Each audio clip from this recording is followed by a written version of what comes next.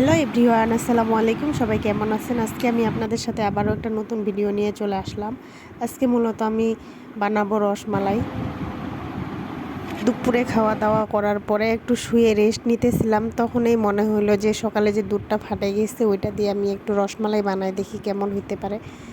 বাসার সবাই যে এত পরিমাণ খায় দেয়, প্রশংসা করছে যা বলার মতো না। আমি তো খুশিতে আত্মহারা হয়ে আরেকদিন বানানোর চিন্তাধারা করেই ফেলছি। কালকে 1 কেজি পরিমাণে দুধ বলক দিচ্ছি, দুধটা ফাটে গেছে। এখন এটাকে আমি ভালো করে ফাটাবো। জাল দিয়ে নিতেছি, এখানে একটু লেবু রস দিয়ে দিব।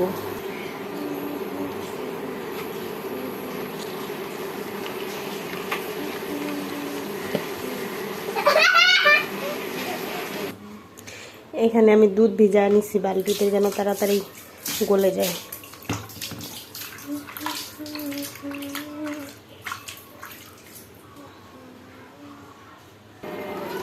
এদিকে ছানাগুলা ভালো করে ফাটে বাই নিছি। একটা সুতি কাপড় নিয়ে নিছি, এটা ভালো করে আমি ধুয়ে নিতেছি, কারণ অনেক দিন থেকে এটা পড়েছিল। এটা হচ্ছে আনে দিয়েছিল ভাকা বানানোর জন্য। এটা তখন ভাকা বানানোর জন্য কোনো কাজেই আসে নাই, এখন আমার রসমালাই বানানোর জন্য কাজে আসছে, ব্যাপার না। এই তো আমি সব ছানাটা হচ্ছে এই কাপড়টার মধ্যে ঢালে দিব। এখন একটু ঠান্ডা পানি দিয়ে ভালোভাবে ধুয়ে নিব।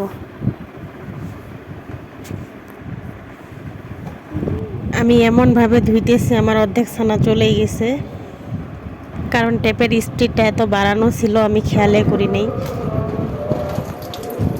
এটাকে ভালোভাবে চিপটায় নিতে হবে। আমি আমার শরীরের সর্বোচ্চ জোর দিয়ে এটাকে চিপটায় নেওয়ার চেষ্টা করতেছি, যেন এক ফোঁটাও পানি না থাকে।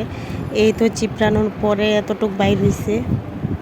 সুন্দর একটা ছানার ডো তৈরি হয়ে গেছে। এখানে আমি একটু বেকিং পাউডার দিয়ে নিতেছি, যেন হচ্ছে মিষ্টিগুলো ফুলে। এই কারণে চামচের সাহায্যে আমি করতে পারি নাই, আমি ব্যর্থ হয়ে গেছি। তখন আমি আমার হাতকেই কাজে লাগাই ফেলছি, কিন্তু অনেকক্ষণ ডলতে লাগছে। এই যে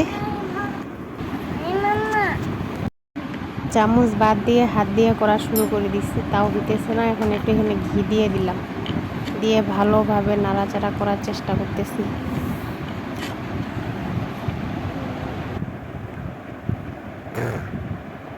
অবশেষে আমি সাকসেস হইলাম। এই তো ঘুঘুর ডিমের মতো বানাইতেছি ছোট ছোট করে। এই তো কতগুলা বানাই ফেললাম, বানানো কমপ্লিট। এখন একটা ডিশের মধ্যে আমি কিছুটা পরিমাণ পানি দিয়ে দিছি, দিয়ে দিছি 1 চিমটি লবণ, আর দিয়ে দিছি পরিমাণ মতো চিনি। আর এটা কি জানি মশলা বলে, এই মশলাটা দিয়ে পানিটা বলক উঠেছি। উঠে এখন আমি 2টা মিষ্টি দিয়ে ট্রাই করতেছি যে মিষ্টিগুলো হয় কি না হয়। এই তো আমার মিষ্টি 2টা খুলে গেছে। এখন আমি সবগুলো মিষ্টি দিয়ে দিলাম। দেখে মনে হইতেছে ওই 2টা ফুলছে, এগুলো ফুলে নেই। এখন ভালোভাবে বলক আসার পর আস্তে আস্তে সবগুলাই ফুলতেছে, যে কত সুন্দর হয়েছে ফুলে, দেখেই ভালো লাগতেছে। আর মশলার একটা স্মেল আসতেছে। আমি তো নাড়তে নাড়তে নাড়তে নাড়তে শেষ, নাড়তে নাড়তে এই তো হয়ে গেছে। এখন একটা উঠায় দেখলাম যে হয়েছে কি না হয়েছে।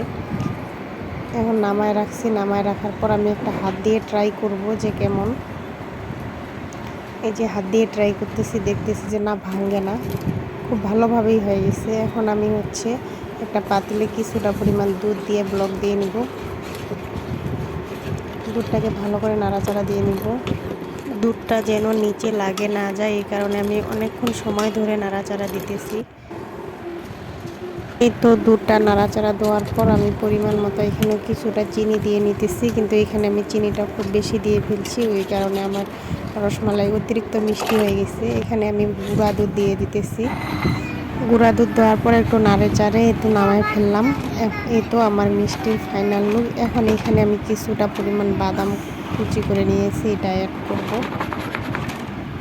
আমি জানি না অরিজিনাল রসমালাইয়ের কালারটা এত সুন্দর আসে কেন, কিন্তু আমার কালারটা খুব একটা ভালো আসে নাই। খেতে যতটা স্বাদ হয়েছে, কিন্তু কালারটা খুব একটা ভালো আসে নাই।